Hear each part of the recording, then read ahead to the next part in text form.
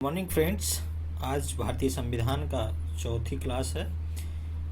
इससे पहले हम लोग जितना देख चुके हैं वो और आज भारतीय संविधान में जो वर्णित है उसके बारे में देखेंगे। कुल मिला के ये कह सकते हैं कि भारतीय संविधान आज से शुरू होगा। इससे पहले हमने उसकी विशेषताएं, उसके बनाने की प्रक्रिया और अंग्रेजों के टाइम पे संविधान का विकास किस तरह हुआ था उसके बारे में देखा था। तो कुल मिला के ये कह सकते हैं कि आज भारतीय संविधान शुरू होता है। लेकिन ये आपको बता दें कि एग्जाम पॉइंट ऑफ व्यू से आज का लेक्चर काफ़ी महत्वपूर्ण होगा, क्योंकि प्रश्न अधिकतर प्रस्तावना से, मौलिक अधिकार से और राज्यों के नीति निर्देशक तत्व से काफ़ी प्रश्न बनते हैं। अधिकतर संभावना होती है कि प्रश्न यहीं से उठते हैं। बाकी 50% चांसेस इधर के होते हैं और बाकी अन्य चैप्टरों से होते हैं, क्योंकि ये काफ़ी कंसेप्चुअल और इम्पोर्टेंट है। तो आज का हम लोग देखेंगे प्रस्तावना। इससे पहले देख लेते हैं पिछले लेक्चर में क्या देखे थे। पिछले लेक्चर में हम लोग भारतीय संविधान की विशेषताओं के बारे में बात किया था, जिसमें कुछ विशेषताएं आज हम आपको रिवीजन कराएंगे। जैसे विश्व का सबसे लंबा भारतीय संविधान है हमारा। दूसरा है विभिन्न स्रोतों से विहित है। हमारे संविधान में न बहुत अधिक कड़ा है न बहुत अधिक नम्य है। ये कह सकते हैं कि कड़ाई और नम्यता का मिश्रण है। केंद्र की तरफ झुका हुआ संघात्मक संघीय व्यवस्था है। संसदीय संप्रभुत्व एवं न्यायिक सर्वोच्चता की समन्वय है। धर्मनिरपेक्ष राज्य है। मौलिक अधिकार हैं हमारे पास। राज्य के नीति निर्देशक तत्व हैं, सिद्धांत जिसे कहा जाता है। मौलिक कर्तव्य हैं। एकल नागरिकता है। आप पूरे देश में अगर किसी एक स्टेट से दूसरे स्टेट में जाते हैं तो आपको दूसरे स्टेट की नागरिकता की ज़रूरत नहीं होती है। अमेरिका में ऐसा है कि अगर आप एक स्टेट में रहते हैं, दूसरे स्टेट में जाने के लिए या बसने के लिए आपको वहाँ की नागरिकता होनी चाहिए। स्वतंत्र संस्थान है हमारे यहाँ, जैसे इलेक्शन कमीशन हो गया और कई सारे ऐसे संस्थान हैं जो स्वतंत्र हैं। RBI है। तो ये कह सकते हैं कि हमारे संविधान की बहुत सारी विशेषताएं हैं जो हमने पिछले चैप्टर में देखी थी। आज हम देखेंगे प्रस्तावना, जो काफ़ी महत्वपूर्ण है। सबसे पहले मैं आपको प्रस्तावना पढ़ के बता देते हैं, क्योंकि इसमें बहुत सारे शब्द ऐसे हैं जो डायरेक्टली पूछ लिए जाते हैं। तो हम यही सेम टू सेम यही प्रस्तावना है। हम भारत के लोग भारत के एक संपूर्ण प्रभुत्व संपन्न समाजवादी धर्मनिरपेक्ष लोकतांत्रिक गणराज्य बनाने के लिए और इसके समस्त नागरिकों को सामाजिक, आर्थिक, राजनीतिक न्याय, इसे इतना हम पहले देख लेते हैं। इसमें कहा गया है कि भारत को एक संपूर्ण संप्रभुत्व संपन्न है, मतलब ये किसी दूसरे देश के अधीन या डोमिनियन ऐसा कुछ नहीं। हम पूरी तरह स्वतंत्र हैं।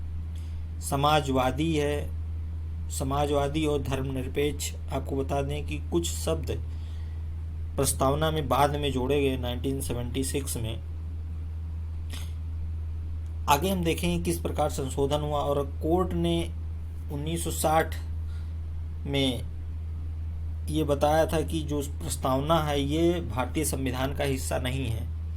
अगर हिस्सा नहीं है तो हम इसमें संशोधन नहीं कर सकते हैं। लेकिन 1973 में दोबारा जब कोर्ट ने इसका रिव्यू किया तो उसने बताया कि नहीं, प्रस्तावना संविधान का अभिन्न अंग है और इसमें संशोधन हो सकते हैं।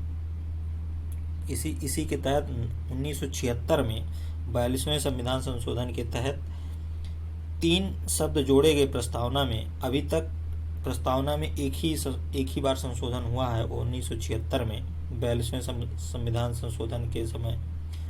उस समय इंदिरा गांधी भारत की प्रधानमंत्री थी। समाजवादी, धर्मनिरपेक्ष और अखंडता, ये 3 शब्द एक साथ जुड़े थे। ये मूल संविधान में नहीं थे, इनके अर्थ थे। मतलब आप संविधान को पढ़ेंगे तो इन सारी चीज़ों के वर्णन किया गया है, लेकिन इनको यहाँ पे मतलब इसको लिख दिया गया, ये कह सकते हैं कि इसको वर्णित कर दिया गया यहाँ पे। लोकतांत्रिक गणराज्य, हम आगे देखेंगे लोकतांत्रिक गणराज्य के बारे में। सारे शब्दों का हम लोग देखेंगे। लोकतांत्रिक गणराज्य कैसे, कौन से राज्य होते हैं। हमारे इसमें 3 प्रकार के न्याय की बात की गई है, एक सामाजिक, आर्थिक और राजनीतिक। हमें संविधान से 3 प्रकार की न्याय मिलते हैं, जिसमें सामाजिक, आर्थिक और राजनीतिक। सामाजिक मतलब होता है कि किसी प्रकार का छुआ या कह सकते हैं ऊंच नीच की भावना नहीं होगी। आर्थिक मतलब अगर कोई काम कर रहा है, एक ही काम को 2 लोग कर रहे हैं, तो उनमें जो उनकी सैलरी होगी या जो कहें उनका इनकम होगी, उस पर वो अलग अलग नहीं होगी। इस तरह की न्याय हमारे यहाँ होती है। राजनीतिक न्याय में हर इंसान को यहाँ पे राजनीति में बराबर का अधिकार है। तो प्रश्न कभी कभी पूछा जाता है कि संविधान में कितने प्रकार की न्याय की व्यवस्था की गई है, तो उसमें है सामाजिक, आर्थिक और राजनीतिक। आगे है विचार, अभिव्यक्ति, धर्म, विश्वास व उपासना की स्वतंत्रता, प्रतिष्ठा और अवसर की समता प्राप्त करने के लिए तथा व्यक्ति की गरिमा और राष्ट्र की एकता तथा अखंडता सुनिश्चित करने वाला बंधुत्व बढ़ाने के लिए दृढ़ संकल्पित होकर अपने इस संविधान सभा में आज दिनांक 26 नवंबर 1949 को एतद द्वारा इस संविधान को अंगीकृत, अधिनियमित और आत्मार्पित करते हैं। तो ये प्रस्तावना है जो उसमें लिखी गई है। हम इसकी विशेषताओं को देखेंगे। पहले देख लेते हैं इसके तहत कुछ महत्वपूर्ण तथ्य। प्रस्तावना सबसे पहले अमेरिकी संविधान में लाया गया था। जो भारत की प्रस्तावना के बारे में N.A. पालिकीवाल प्रसिद्ध वकील हैं भारत के, इन्होंने संविधान की प्रस्तावना को परिचय पत्र बताया है। भारतीय संविधान की प्रस्तावना नेहरू द्वारा बनाए और पेश किए गए एवं संविधान सभा द्वारा अपनाए गए उद्देश्य प्रस्ताव पर आधारित है। जब 1960 में कोर्ट ने ये कहा कि प्रस्तावना जो है संविधान का अंग नहीं है, तब ये निर्णय निकाला गया कि प्रस्तावना अगर संविधान का अंग नहीं है तो प्रस्तावना तो संविधान सभा द्वारा बनाई गई थी। तो इसका मतलब यह है कि संविधान सभा तो अब भंग हो चुकी है, अब संविधान सभा बनाई नहीं जा सकती है। तो इसका मतलब यह है कि प्रस्तावना में कोई संशोधन भी नहीं हो सकता है। अगर 1973 में नया वर्डिक्ट नहीं आया होता तो प्रस्तावना में कोई संशोधन हो ही नहीं सकता था। लेकिन 1973 में जब नया वर्डिक्ट आया तो उसके बाद ये 3 शब्द 42वें संविधान संशोधन के तहत जोड़े गए, जिसमें समाजवादी, धर्मनिरपेक्ष, अखंडता है। हमारी जो प्रस्तावना है, संविधान की प्रस्तावना है, उसमें 4 मूल तत्वों के बारे में बताया गया है। पहला है भारतीय संविधान भारत के लोगों से शक्ति अधिगृहित करता है। मतलब कि जो शक्ति है वो भारत के लोगों के ही द्वारा दी जाती, किसी विशेष पर्सन के द्वारा नहीं। ये नहीं कि कोई राजा या कोई दूसरी देश, ऐसा कुछ नहीं है। यहाँ की जनता ही सर्वशक्तिमान है। दूसरा है भारत एक संप्रभु, समाजवादी, धर्मनिरपेक्ष, लोकतांत्रिक, गणतांत्रिक राज्य व्यवस्था वाला राज्य है। तीसरा है न्याय, स्वतंत्रता, समता, बंधुत्व संविधान के उद्देश्य हैं।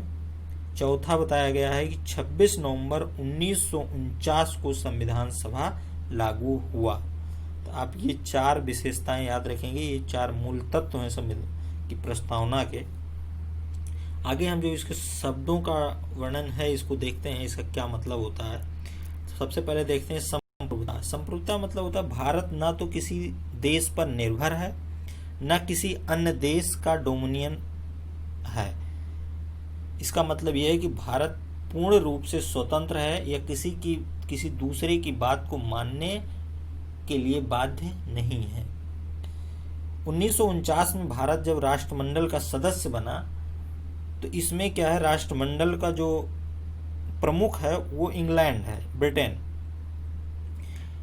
इससे भारत की संप्रभुता पर कोई प्रभाव नहीं पड़ता है, राष्ट्रमंडल के सदस्य स्वीकार करने के बावजूद भी।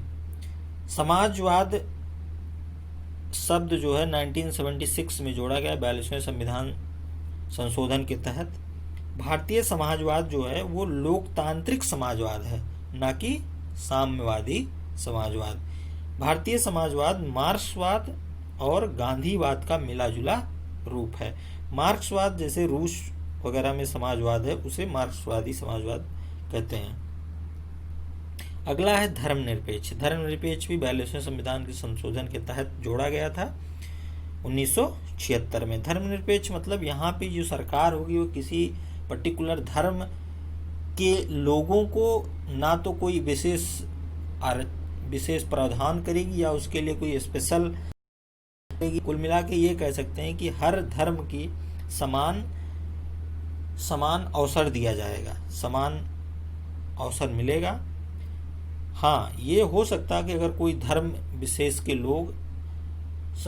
लोगों के साथ, समाज के साथ नहीं चल पा रहे हैं तो उसको विशेष आरक्षण दिया जा सकता है। ऐसे हमें कुछ पॉइंट आगे देखेंगे। कुछ लोग इसका विरोध करते हैं कि किसी धर्म को या किसी जाति को आरक्षण क्यों दिया गया है, ये हमारे देश के लिए हानिकारक है, लेकिन ऐसा नहीं है।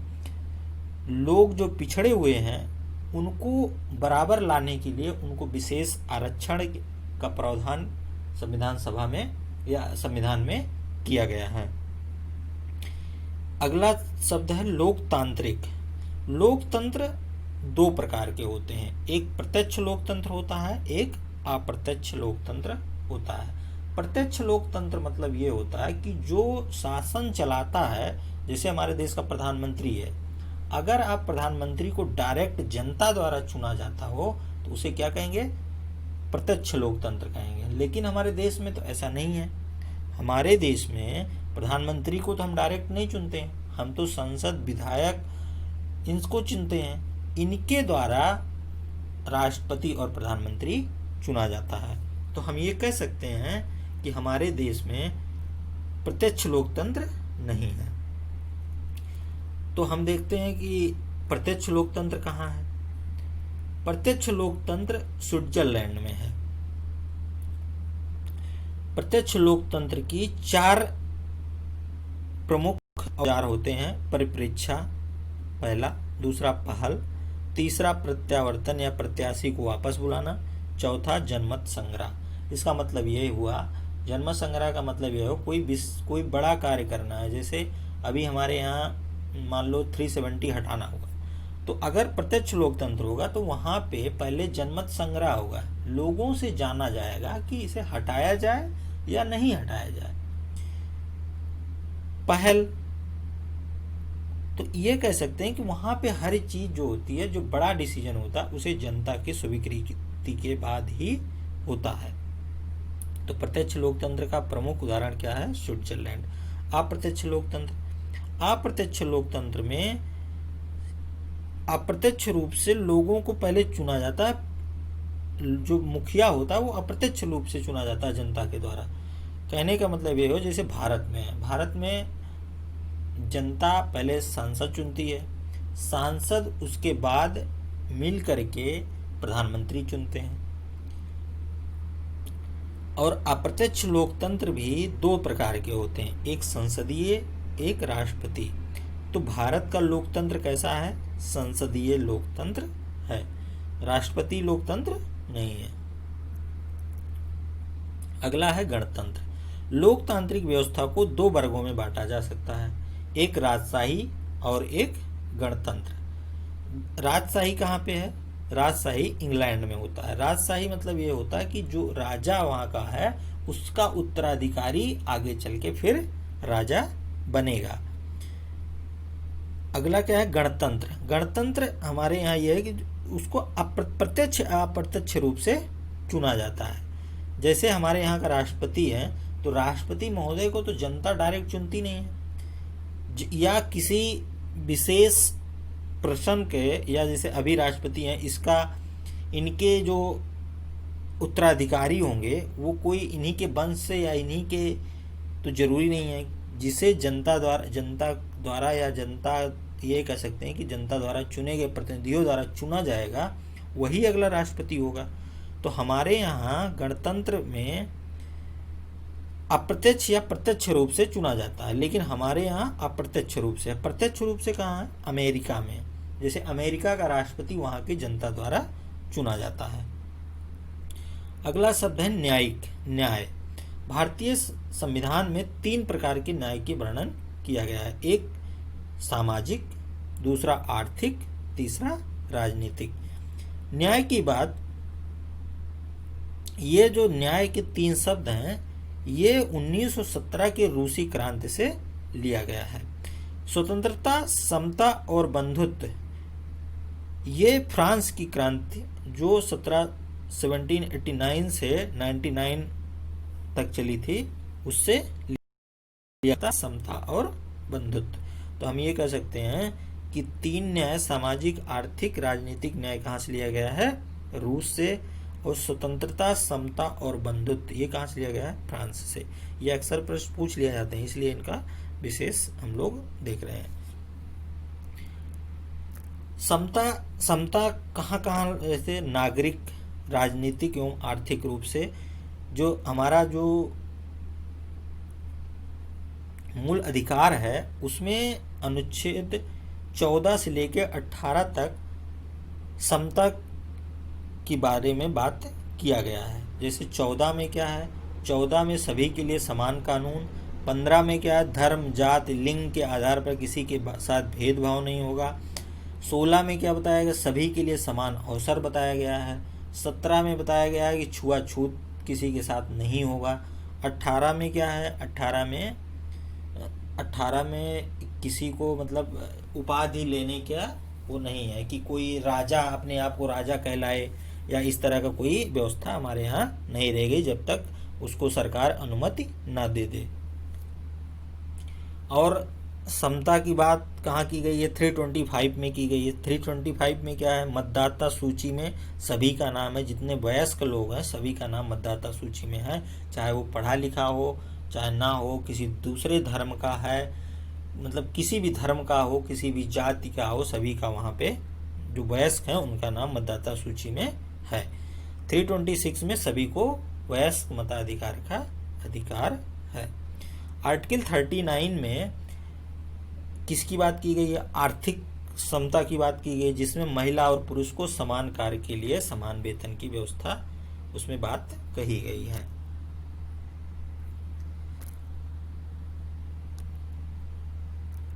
आगे हम देखते हैं भारतीय संविधान के बारे में कुछ इंपॉर्टेंट तथ्य। के.एम. मुंशी के अनुसार प्रस्तावना हमारे संप्रभु लोकतांत्रिक गणराज्य का भविष्य फल है। ये अक्सर कभी कभी प्रश्न पूछ लिया जाता है कि इनके द्वारा प्रस्तावना के बारे में क्या कहा गया है। जैसे वारकर साहब ने क्या कहा था, प्रस्तावना को कुंजी या नोट बताया है। अब हम देखेंगे प्रस्तावना के बारे में क्या क्या वर्डिक्ट आई है। वेरुवाणी संघ मामले में 1960 में सुप्रीम कोर्ट ने प्रस्तावना को भारतीय संविधान का हिस्सा नहीं बताया था। तो कहने का मतलब ये है कि 1960 तक या कह सकते हैं कि 1973 तक अगर कोई इस प्रस्तावना में कोई प्रावधान उसमें जोड़ा जाता तो उसे स्वीकार नहीं किया जाता। अगला क्या है, प्रस्तावना ना तो विधायिका की शक्ति का स्रोत है, ना ही उसकी शक्तियों पर प्रतिबंध लगाने वाला है। यह गैर न्यायिक है, अर्थात इसकी व्यवस्थाओं को न्यायालय में चुनौती नहीं दी जा सकती है। 1973 में केशवनंद भारती मामले में सुप्रीम कोर्ट ने प्रस्तावना का महत्वपूर्ण हिस्सा माना। तो केशवनंद भारती काफी इम्पोर्टेंट वर्डिक्ट आया था। इसके तहत काफी कुछ भारतीय संविधान के बारे में बदला। यहीं पे ही जो मूल संविधान के बारे में बात किया गया है, इसमें सुप्रीम कोर्ट ने कहा था कि जो मूल संविधान है उसको संसद द्वारा या सरकार द्वारा उसको चेंज नहीं किया जा सकता है। अगला क्या है, न्यायालय में व्यवस्था दी गई प्रस्तावना में निहित मूल विशेषताओं को आर्टिकल 368 के तहत संशोधन नहीं किया जा सकता। कहने का मतलब जो मूल विशेषताएं हैं जिसको 1973 के केशवानंद भारती के मामले के तहत सुप्रीम कोर्ट ने बताया था कि मूल विशेषताएं क्या क्या हैं, उसको 368 के तहत संशोधन नहीं किया जा सकता है। हमारे संविधान में संशोधन की दो प्रकार की व्यवस्थाएं हैं और 368 में दो अलग प्रकार, मतलब कह सकते हैं कि एक नॉर्मल संशोधन होता है, एक मेजॉरिटी 2/3 मेजॉरिटी के साथ संशोधन होता है। तो 368 में जो संशोधन होता है वो 2/3 मेजॉरिटी के साथ संशोधन होता है। इसमें भी कुछ में तो सिर्फ 2/3 मेजॉरिटी चाहिए और कुछ मामलों में आधा या आधे से अधिक राज्यों का सहमति होना जरूरी है। तो इसमें कहा गया है कि संविधान की जो मूल विशेषताएं हैं उनको 368 के तहत संशोधन नहीं किया जा सकता है। तो भारतीय संविधान की प्रस्तावना में आज इतना ही। फिर मिलेंगे हम एक नए लेक्चर के साथ। अगर आपको ये वीडियो पसंद आए तो वीडियो को लाइक करिए, चैनल को सब्सक्राइब करें। धन्यवाद।